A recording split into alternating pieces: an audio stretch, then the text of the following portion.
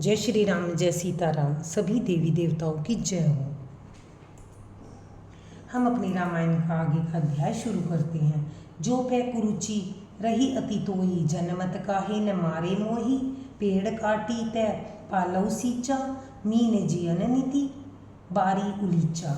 हाय, यदि तेरी ऐसी ही अत्यंत बुरी रुचि दुष्ट इच्छा थी तो तूने मुझे जन्मते ही मुझे क्यों नहीं मार डाला। तूने पेड़ को काटकर पत्ते को सींचा है और मछली के जीने के लिए पानी को उलीच डाला, अर्थात मेरे हित करने के चक्कर में उल्टा तूने अहित कर डाला। हंस बसु दशरथु जन्म को, राम लखन से भाई। जननी तू जननी भई विधि, सन कछु न बसाई।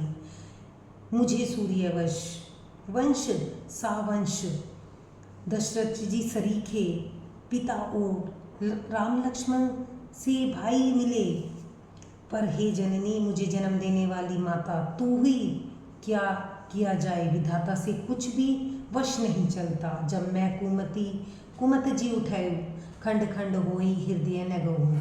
बर मांगत मन भई नहीं पीरा, गारी न जीह मुँह परेऊ न कीरा। अरे कुमति, जब तूने हृदय में यह बुरा विचार निश्चय ठाना, उसी समय तेरे हृदय के टुकड़े टुकड़े क्यों न हो गए। वरदान मांगते समय तेरे मन में कुछ भी पीड़ा नहीं हुई, तेरी जीभ गल नहीं गई, तेरे मुंह में कीड़े क्यों नहीं पड़ गए। भूप प्रतीति तोरी किन्हीं, मरण काल विधि मति हरि लीन्ही। विधि हु न नारी हृदय गति जानी, सकल कपट अग अवगनु खानी। राजा ने तेरा विश्वास कैसे कर लिया, जान पड़ता है विधाता ने मरने के समय उनकी बुद्धि हर ली थी। हृदय के स्त्रियों के हृदय की गति चाल विधाता भी नहीं जान सके। वह संपूर्ण कपट पाप और अवगुणों की खान है। सरल सुशील धर्मरत राऊ, सो किमि जाने तिय स्वभाव। अस को जीव जंतु जगमाही, जेहि रघुनाथ प्राण प्रिय नाही। फिर राजा तो सीधे सुशील और धर्मपरायण थे, वे भला स्त्री स्वभाव को कैसे जानते। अरे जगत के जीव जंतुओं में ऐसा कौन है जिसे रघुनाथ जी, श्री रघुनाथ जी के प्राणों के समान प्यारे नहीं हैं। भय अति अहित राम तेहु तो ही, को तू अहसी सत्य कहूँ मोही। जो हंसी सो हंसी मुँह मसी लाई, आँखी ओट उठी बैठी जाई। वे श्री राम जी भी तुझे अहित हो गए, वैरी लगे। तू कौन है, मुझे सच सच कह, तू जो है सो है। अब मुँह से स्याही पोत कर, मुँह काला करके उठकर मेरी आँखों की ओट से दूर जा बैठ। राम विरोधी हृदय ते प्रगट, किन्ह विधि मोही। मोह समान को पात की बादी, कहूँ तो कछु तो ही। विधाता ने मुझे श्री राम जी से विरोध करने वाले तेरे हृदय से उत्पन्न किया, अथवा विधाता ने मुझे हृदय से राम का विरोधी जाहिर कर दिया। मेरे बराबर पापी दूसरा कौन है, मैं व्यर्थ ही तुझे कुछ कहता हूँ।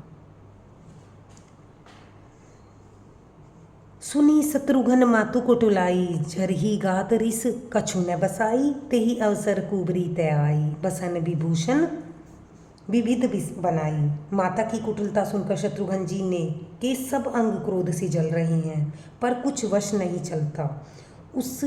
उसी समय भांति भांति के कपड़ों और गहनों से सजकर कुबरी मंत्रा वहाँ आई। लखी रिस भरेऊ लखन लघु भाई, भरत अनल घृत आहुति पाई। हुमंगी लात ताकी कुबर मारा, परी मुँह भर मही करत पुकारा। उसे सजी देखकर लक्ष्मण के छोटे भाई शत्रुघ्न जी क्रोध में भर गए, मानो जलती हुई आग को घी की आहुति मिल गए। उन्होंने जोर से तक कर कुबड़ पर एक लात जमा दी। वह चिल्लाती हुई मुँह के बल जमीन पर गिर पड़ी।